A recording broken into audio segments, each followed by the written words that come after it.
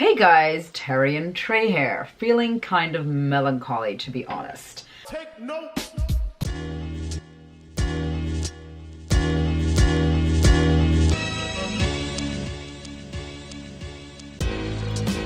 Big Beach! We're here. My bad, Alex. It's different this time.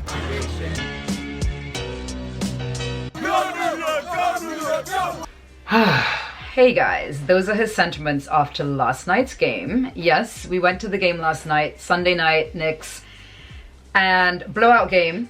And I have to say that what I'm starting to feel is that when these guys play in the Garden, meaning when the Knicks play in the Garden, there's a lot of pressure on them from the fans. The Knicks fans are really intelligent, they know their game, they know their stats, they know their players. And I almost feel like it makes it even more intense for them to play. And even though, yes, of course, they're going to get the cheers and the applause when they do well, when they're not doing well, they're also feeling those effects really hard. On the flip side of that, the opposing team, when they come to New York, play like they're on show. We're in New York City, we're going to show out, we're going to ball out, we're going to have a great time, and we're going to kick their ass. And that seems to be the narrative of what's happening for us here with these last few games at the Garden. What are your comments? I'm taking a protest of silence. I see that. So I'll continue talking. No. I did not see. I'm going to continue talking. I'm going to talk over you. I, after the game, did not see any of the press conference until this morning or this afternoon. The full 6 minutes. Please put up a link so they can see that. And, you know, I have to say that the reporters that were there definitely keyed in on the fact that Dolan seems to have texted, called, or met with, or all of the above, with Steve and Scott at halftime and had a serious conversation with them about what is going on with this team. And henceforth, we then had we then had this press conference that happened where I know it's a 10-game thing and they like to try to summarize. No, I don't even know. Games. I don't even we're kind of guessing that's what it could be. And so they kind of basically came out and just apologized and said, well, we know we have to do better and we're all taking full responsibility, which, okay, that's great, but what are you doing? What are you doing to make the team better? Because at this point, I do not think it's the players. The players have changed. The changing of the guards has happened too many times. Years and years this has happened. And, you know, I know we want to blame James Dolan all the time, but, you know, James Dolan over the last couple of years really took a big step back. He took a step back. He's been very hands-off, letting the guys do what they have to do. So now I'm looking at management. Now I'm looking at the management of the team, which is Scott, Steve, and Fizz. They're managing the team. Yeah, I mean, it's coming down on them. So, like you recapped, bad loss last night. Another horrible home loss. These home losses mean double and triple. Lose to Boston opening night, you get the boos and the annoying whatever. Chicago home win is bigger than it needs to be. Bobby Portis getting chance, excitement. Blowout loss against the Kings. Noise, anger. Blowout loss against the Cavs, even worse. Dolan comes to home games. I do not think Dolan is watching every away game. I do not think Dolan knows all the players on the team. I don't think he understands who has this many points, what's going on. Dolan comes to the Garden to see the product on the floor. He's been trusting Perry and Mills to kind of build this together. Last year, he sat through a 17-65 win season. And like you said, not to like make James Dolan, not to keep him away from this. He's obviously culpable for a lot of other things. But from Dolan's perspective, he comes in last year. They tell him we're going to be bad. Young team. But this is the right thing to do. Trust us. We're going to tank for Zion. We're going to tank Zion, whatever. We're going to get free agents. We're going to do all these things, right? He goes on radio, Michael Kay, talking a big game. Nothing happens. We don't get any superstar. They sign some guy. So they still spend the $70 million. James Dolan's $70 million still went to something. So Dolan's like, cool. But if you didn't get what your initial plan is, I would like to see the second plan you told me about succeed. This point so far, it's not succeeding. Now, I think we both think it's still too early. We made a video a couple of days ago. We didn't change our minds in 3 days. You know what I mean? That said, that press conference is really interesting to look at. Because you wonder, one, did Dolan send him out there? Like, he spoke to them? Did they come up with... Definitely seemed like he did. And the reporters were kind of hinting to that as well. Yeah, they were like, how does Dolan think about this? Yeah. And, you know, Mills gave a huge hit by saying, specifically, I can't remember what he said. Was it that Dolan was, what did he say? He said Dolan was, they asked him and he said, passionate. Oh, he did say passionate. Passionate. Yes. that he said Dolan is also passionately. So I'm like, we know what passionate translates to, right? Okay, expletive. what the? Right. So with all that said, they come out and do this press conference, and like I said, we don't know exactly what happened, whether it was Perry and Mills after saying, because they didn't come back. This is the thing. Dolan came back for the third quarter and the end of the game. Perry and Mills never came back, so you imagine they were in a boardroom somewhere. They were preparing for this press conference that happened right after. Now, I don't want to get lost in this, because one of the things that we wanted to actually do this video for was, what do we think should happen at this point? And well, let's start with Fizz, because to me, Fizz is like the main issue of everything here. It's Fizz. We're gonna talk about Mills and Perry to a lesser extent later on, but Fizz is really the thing. We all, us, you, everyone on Knicks Twitter, everyone on Knicks Reddit, everyone on Knicks Facebook, that crazy place, all see a lot of glaring issues with how Fizz has been coaching this team going back to last year. Indecisiveness, not knowing what he's doing, switching things all the time. No real offensive system. A kind of idea where people read and react and kind of do what they want, which works with stars, but not with guys who are developing. And what was his quote? You kill what you kill. What you kill. Yeah. Which I always thought was like, individual matchups don't matter. Let's put groups together, five guys together that work. So those issues were there last year. They're there again this year. The worrying part is the same issues are here with much better players. Right. And not just that, you can't say we're tanking. You know how you know we're not tanking? That press conference would not be happening if we were tanking. Right. Because this press conference is, hey, what the is going on? Yeah. So, you know, to go with Fizz, I still think it's too early. I still got to see 20 games. But the question about this, and this is interesting, is how much of don't fire Fizz is because it's a thing we always do, right? And how much of don't fire Fizz is, oh, Fizz is really good at this one thing that we're going to need. Because I feel like a lot of the talk, and even sometimes I gotta ask myself, is it just because I hate the Knicks doing the same thing over and over? And I feel like, oh, firing Fizz is just like when you fired all the coaches in the past. Right. But, it's like the chicken or the egg. What comes first? Being good or being consistent? Does being good come and you're good because you're good, you stay consistent? And what was Fizz's comment when they asked him about his contract? He said, I got 2.5 years left on my deal. Which doesn't really sound like, I mean, like, to me, don't even bring the money up. Well, not that he brought the money up, but saying 2.5 years, he's bringing up his actual contract. So to me, his answer should have been more like, no, I'm going to work with these guys. We're going to get wins. We're going to change the system up. I'm going to do A, B, and C, and this is what's going to happen. Not, I have 2 years left in my contract.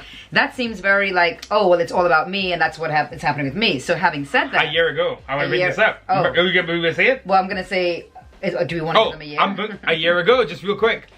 Fizz said this about Tim Hardaway in so many words. They asked him about Timmy starting and his role, and he said, well... you're paying him $18 million, so I guess he's a part of the future based on that. And a couple weeks later, he was traded. Yeah, I was just gonna say, where is he now?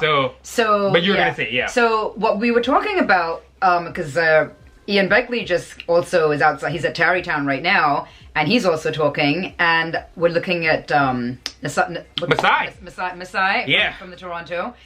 And, I'm wondering what might be a good idea is to clean house. Well, let's see. Do we want to go there? Let's backtrack, because we want to finish up with Fizz. The question really is Fizz taking the brunt for offense, well, not for offense, for a team that wasn't great, that wasn't the best construction. There are holes on this team, too many ball handlers, not enough shooting. We know those things exist, but I fully believe this team is not as bad as they've seen. Right. They seemed. Even a guy like Julius Randle having such a crazy drop-off, I think a lot of it has to do with the role and the system he's being put in. He's being put in. And specifically with the coaching. It kind of falls on the coaching. But it also falls on two things. We have no point guard outside of Frank. We love Frank. I think Frank should maybe start, maybe be a backup, but definitely get minutes. But there's no backup in any case or anyone else. So when Frank is not in the game, you don't have any point guard. And even Frank, as much as we love him, he's limited in what he can do as a point guard sometimes. That could also be the offense. But also Frank still, there are things he's not great at getting to the rim. He's not going to get past this guy. And if you had a bit more nuance, you might see better play the whole game long. Also, Mitch being out, no rim protection. So there are like legitimate things, which is why I was surprised it got this bad this soon. There's that saying, it's getting late early. And that's what it felt like. Because I'm like, while I have a lot of issues with Fizz's coaching, we're in a weird spot right now with Mitch being out and not having any of the 2-point guards. Phone's ringing, we'll get there after. Sorry. That was Fizz. Hey. What you all talking about? Right? But with the weird spot, you know, he's been put in, I felt like, okay, but like I want to see this team with Mitch and with the point guards to really be like, okay, this is horrible. So I feel like he definitely got the next 10 games. But, you know, going into the GM stuff, because he just got into the executives. Right. This is interesting because Steve Mills has been here forever. Right. And his record from way back, like way back. As a being with the Knicks. I think it's something like 100 and something to 300 and something, or 400. So do we need to get rid of him? Well, listen, the Bucks you kind of keep going back to Mills. You know, he hired Perry, which by virtue of that ends up hiring Fizdale. He's been here for all the bad years, and when he tells you, oh, it's gonna be better now, you're like, like the last 6 times you said it, Perry's been here 2 years, Fizz has been here 1. So we'll see. And like you were bringing up, Masai, Ian Begley says, you know, there are rumors about Masai, which I still believe were fully started by Frank Isola. And they're rumors, they're only rumors. So Frank Isola. We're not quite jumping on the bandwagon yet. But I'm on the bandwagon. Listen, if you took Masai, well, yeah, I think he would be great for us, but I don't know if that's really if that's really out there in the future for us. What about Hammond? Becky, I want Becky. Well, I don't want Becky. Listen, we gotta give us more time. Let's see what happens. I will say with the Masai thing, and you were bringing up cleaning house. I actually like the idea. Hey, you three, you're linked together. No one's winning. No one of you is gonna make it. Right. No. You three are linked together. You're a group. You come together. You're gonna leave together. Basically, you know what? Give these guys 1 year to figure it out, and if you can't figure it out, we're cleaning house. And I like that because, one, you don't pit guys against each other. Right. There's no throwing under the bus. So then there's no like scheming and stuff going on in the back. Yeah, there's no, well, you know, I'm doing my job, but this Mills guy or this Fizdale guy. No, it's literally like, hey guys, so that means even from their point of view, now when they have their meetings, everyone's accountable. Everyone's accountable. Not just that, they all want to succeed. That's a big thing. It's not that like one person trying to show this or that. It's like they all together literally like, what do we need? We want to succeed. We want to be here because these contracts are a lot of money. Dolan, I'm pretty sure he does not want to go out of pocket and pay all these people. I'm watching Begley right now on Twitter. I'm going to read this tweet out word for word. What is he saying? Money will factor into any decision made on David Fizdale or any New York Knicks exec in season. So in the season, right? Decision to fire Fizdale rests solely with President Steve Mills. Knicks owner James Dolan clearly isn't happy with where things are, but he'll leave any decision on Fizdale to Mills, which we know. And like we talk about money, Perry's on a contract that's long, Fizdale's on a contract that long, Mills is on a contract. Those 3 guys, if you had to pay them out, it's like 7, 8, 9 million or something at once. Right. That it's just coming out of pocket immediately for now because you have to pay them for the duration of the contract. Wow. You have to pay them for the rest of the years. When you fire a coach, usually they're getting paid. I remember a point Mike Brown from the Cavs was getting paid by like 2 franchises while not having a job, chilling at home. So I'm like, that's lit. So a lot going on. Again, the Knicks, you know, one thing I want to end with is it really sucks that this franchise just keeps getting in its own way. This is why we have that rep. And if you had a kid, not you, because you got a kid here, even though I'm not making it NBA anytime soon, it's over. If your kid makes it to my the future NBA, kid, Terry, do you want him to go and play for the New York Knicks? As big a fan of the Knicks as we are, right now with the climate and the culture we have, would you send your son and be like, yeah boy, go and play for the New York Knicks? I would, and I'll tell you what. Oh, the point I'm trying to make here is that I'll be like, you have to think about that. Like, would you tell your kid to go to the Knicks if they could go anywhere? Wouldn't a part of you, if you're just looking out for the kid and his career, be like, maybe just go to the Spurs? But me?